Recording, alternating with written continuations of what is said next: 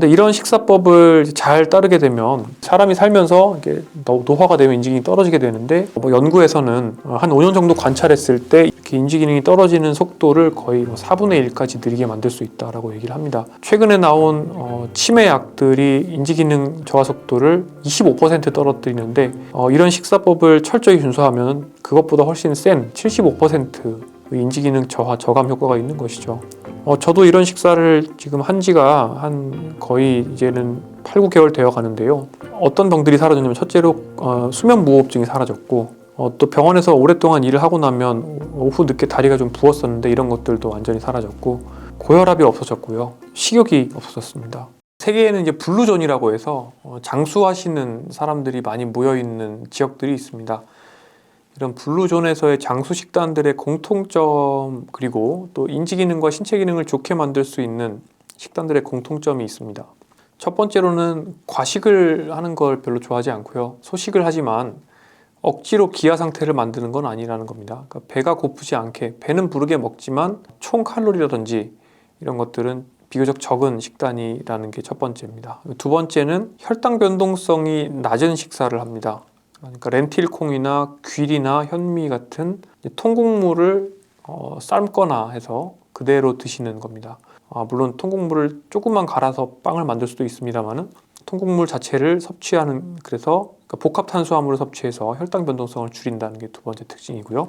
세 번째 특징은 붉은 고기 섭취를 자제한다는 겁니다. 소고기, 돼지고기를 장려하는 블루존의 장수식단은 전 세계 어디에도 없습니다. 이 세 가지 특징이 있고 여기에다가 제가 이제 현대 사회를 사시는 영위하는 사회 구성원들이 현실적으로 실천할 수 있는 한 가지 원칙을 더 만들었는데요.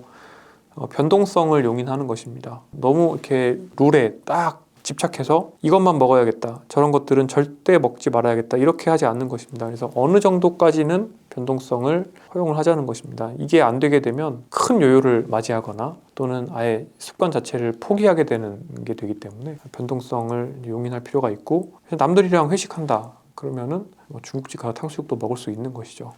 이 정도가 제가 생각하는 건강한 식사의 중요한 원칙이 될 거라고 생각을 하고요. 그래서 그러면 대체 머리 좋아지는 식사를 우리가 어떻게 할 것이냐를 조금 더 말씀을 드리겠습니다. 실제로 머리 좋아지는 식사 개념이 있고 이걸 마인드 식사라고 제가 여러 차례 소개를 한 적이 있습니다. 지중해 식사가 가지는 장점하고 고혈압을 치료할 수 있는 대쉬 다이어트라는 것이 있는데 이것의 장점을 다 모은 것이죠. 요는 아주 낮은 당지수의 복합 탄수화물 그리고 통곡물, 콩 이런 것들을 주요 칼로리의 이제 원천으로 삼는 것입니다. 그리고 이런 것들에서 단백질도 많이 섭취를 합니다. 그러니까 혈당 변동성을 제가 계속 말씀드리는 혈당이 이렇게 스파이크를 만들지 않게 만드는 것이 일단은 핵심이고요.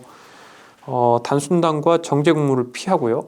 또 요리를 하는 데는 올리브 오일을 메인 기름으로 사용을 한다는 특징이 있습니다.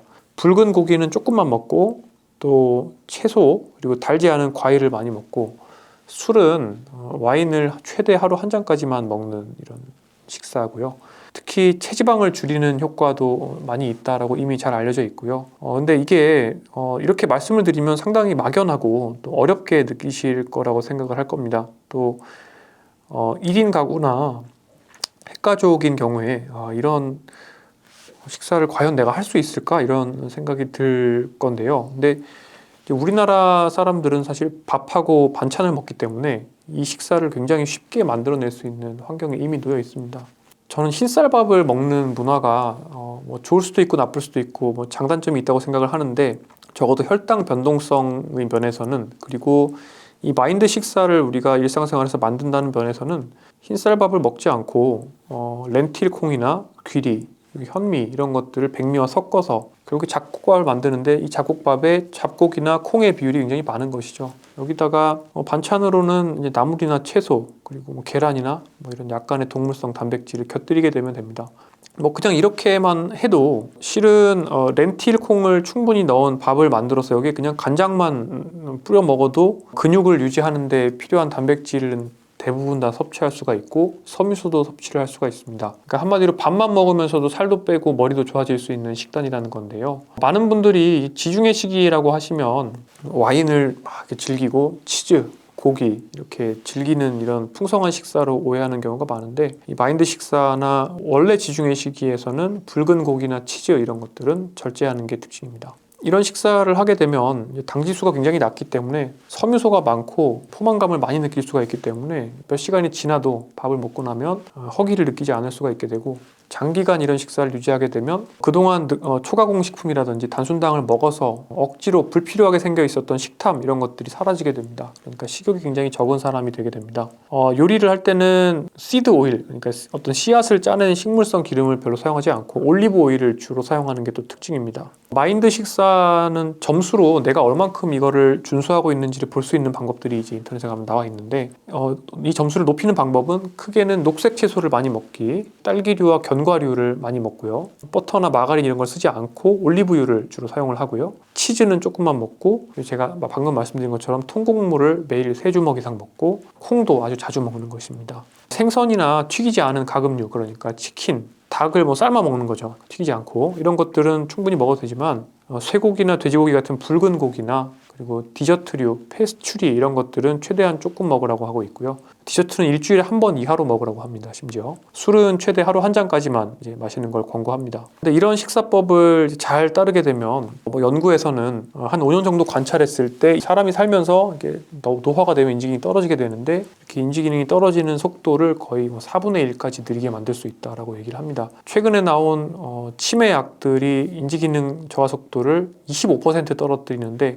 이런 식사법을 철저히 준수하면 그것보다 훨씬 센 75%의 인지기능 저하 저감 효과가 있는 것이죠. 또 이런 유사한 식단들을 준수하게 되면 아까 제가 맨 처음에 말씀드렸던 몸에서 측정할 수 있는 생물학적 나이를 오히려 젊어지게 만들 수 있다는 연구들도 최근에 많이 나오고 있습니다. 저도 이런 식사를 지금 한 지가 한 거의 이제는 8, 9개월 되어 가는데요. 어떤 병들이 사라졌냐면, 첫째로 수면 무호흡증이 사라졌고, 또 병원에서 오랫동안 일을 하고 나면 오후 늦게 다리가 좀 부었었는데 이런 것들도 완전히 사라졌고, 고혈압이 없어졌고요, 식욕이 없어졌습니다. 그러니까 항상 어느 정도 배가 부른 상태에서 삶을 살면서도 식욕이나 식탐 없이 이제 살 수가 있고, 또 이런 밥은 인스턴트 팟이나 이런 슬로우 쿠커를 이용해서 많은 양을 지어놓고 냉장고에 넣어놨다가 그냥 덜어서 밑반찬이랑 같이 해서 전자레인지 돌려서 먹기만 하면 되기 때문에 준비를 하는 것도 굉장히 간편합니다. 그래서 1인 가구는 핵가족, 저희도 3명이 가족원으로 구성되어 있는데 저희 집에서도 이런 식으로 식사를 하다 보면 굉장히 빠르게 식사를 준비해서 간단하게 식사를 할 수 있다는 장점이 있습니다. 여기다가 추가로 지금 현재 체지방이 많다, 체중이 많이 나간다, 그렇게 해서 체중을 좀 뺐으면 좋겠다 하시는 분들이라면 간헐적 단식을 이 마인드 식사에 더하는 방법도 있습니다. 저녁에는 간식을 드시지 않은 상태로 잠을 드시고요, 그리고 아침 식사를 물이나 커피에다가 MCT 오일을 1티스푼, 한 티스푼 정도 넣고, 올리브유를 한 테이블스푼, 1테이블스푼 정도를 넣고 잘 섞어서 방탄커피라는 걸 만들어 드시는 방법도 있습니다. 원래 오리지널 방탄커피는 올리브유 대신에 기버터를 넣는데 저는 올리브유를 선호를 하고요. 이런 식으로 식사를 만드시면 실질적으로는 하루에 16시간 정도 단식하는 효과를 보실 수가 있고, 이걸 16대 8 간헐적 단식이라고 하는데, 한마디로 탄수화물, 단백질 먹는 시간을 하루에 8시간만 만드는 거죠. 이렇게 간헐적 단식을 매일매일 집어넣게 되면 첫 번째로 노화를 지연시키는 AMPK라는 유전자가 활성화가 됩니다. 두 번째로 이 간헐적 단식 시간 동안 지방이 타게 됩니다. 그리고 MCT 오일 때문에 케톤바디라는 것이 생겨나면서 특히 지방은 활활 타게 되고요. 세 번째로 오토파지라는 기작이 활성화되면서 세포 내에 있는 노폐물들이 이제 타서 이것들이 에너지로 활용됩니다. 이런 모든 것들을 조합해서, 그러니까 아침에는 방탄커피를 드시거나 또는 물에 MCT 오일과 올리브유 드시고, 점심 저녁을 마인드 식사를 하시거나, 또 하루에 한 끼 정도는 바깥에서 일반 식사를 하셔야 된다면 그렇게 일반 식사를 하실 때는 단순당이나 정제 곡물을 좀 최대한 피하는 방식으로, 또 숨은 당도 조금 피해 보시고 자연스럽게 드시고, 나머지 집에서 드실 수 있는 식사는 마인드 식사를 해보시면 차츰차츰 몸이 좋아지는 것을 경험을 하시고 또 머리도 맑아지는 것을 느끼실 수 있을 겁니다. 중재 연구가 아니라, 그러니까 실험적으로 디자인을 한 게 아니라 관찰 연구이기 때문에 확실치는 않지만, 적어도 하루에 4잔까지 커피를 마셨을 때는 어떤 사망률이 증가되지 않는다, 오히려 심혈관계 질환이나 이런 것들이 조금 예방되는 효과를 보인다라는 연구 결과들이 많이 있습니다. 커피는 그다지 해롭지 않을 거라고 생각할 수 있죠. 하루에 4잔 정도까지는요. 그런데 커피는 점심 이후에는 드시지 않는 게 좋을 것 같습니다. 왜냐하면 카페인의 반감기는 7시간 정도로 되어 있는데 원래는 완전히 그 물질이 몸에서 빠져나가려면 반감기 4번이 지나야 됩니다. 커피를 많이 마시고 오후 서너 시 이후에 마시면은 실제로 밤 12시에도 카페인이 몸에 남아있는 상태입니다. 그렇기 때문에 저 개인적으로는 아침 11시 이후에는 커피를 마시지 않는데 이런 것들은 뭐 사람마다 또 카페인에 대한 예민성이 차이가 있기 때문에 아마 직접 일지 같은 걸 쓰면서 실험을 해보셔야 되겠지만 본인한테 적절한 커피의 양과 또 수면에 지장을 주지 않는 가장 최후의 그 커피가 가능한 커피를 먹어도 되는 시간을 좀 찾아보시는 게 필요할 겁니다.